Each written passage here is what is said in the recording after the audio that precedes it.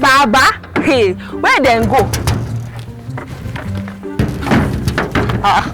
Who be that? Who dey knock gates like that? Baba?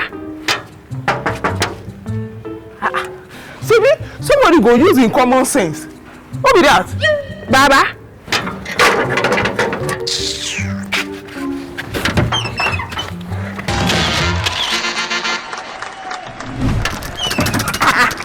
Hey, what's your low cigar self?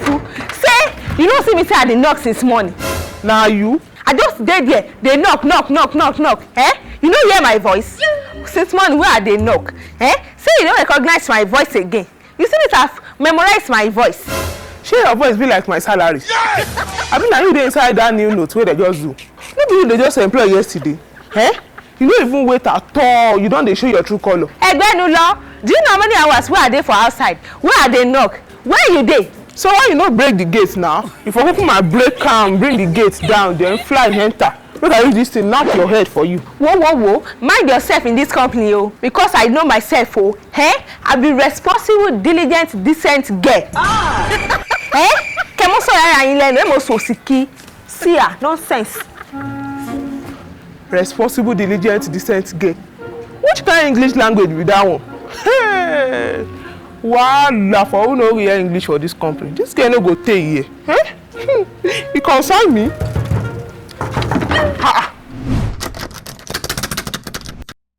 Who is that stupid non-entity person when they knock anyhow? Say una dey see o.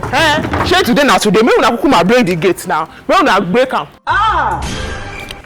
Oga. We must learn a lesson. Hey, arrant nonsense. I don't know say na you o. So, na me be the fool wey dey knock since morning. The CEO of this noble company. Oga. I don't know say na you o. With all the abusive, verb, adjective, and advertisement, anything that now welcome sir. How is family? How is madam? How is children? Secretary. Run o. How is secretary? Secretary. Shey you know yes sir God dey call you. Would you shut up? Sir. Welcome, sir. Oh, okay, you are here.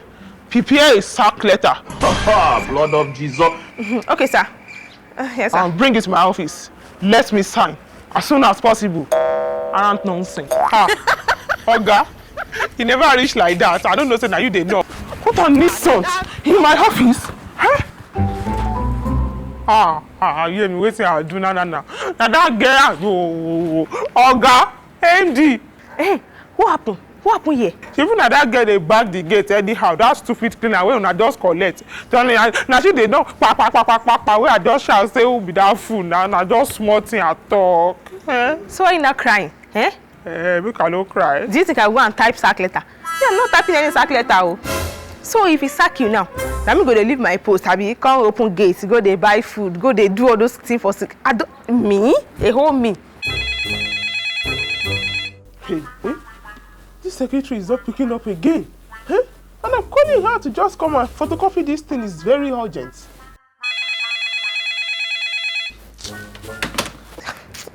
See that old man? He's just so senseless. He's a fool. Jesus. Blood of Jesus. Really? Some people are just so lucky. You know, it's just... Secretary. Oga, sir, MD, I'm just asking for his surname for me to know what to put on the sack letter. Prepare me 2 sack letters. You what? And bring it to my office right now. We must learn a lesson. Oga, MD. See, you see this solo shit now, eh? Maybe say they always mind my business for this company. I don't always go my go, eh? See, you don't use yourself. You don't use and cover me now. Now you cover yourself, oh. You two they talk. Hey, now small thing I talk. Church you go they talk anyhow. Now you cover yourself, oh. Like you like this, you know say they don't sack me. Are they important? But you are never new. For me, you never talk. And they never leave. What? I don't have time for you today. I'm coming. Come punish you. Andy. Andy, Oga.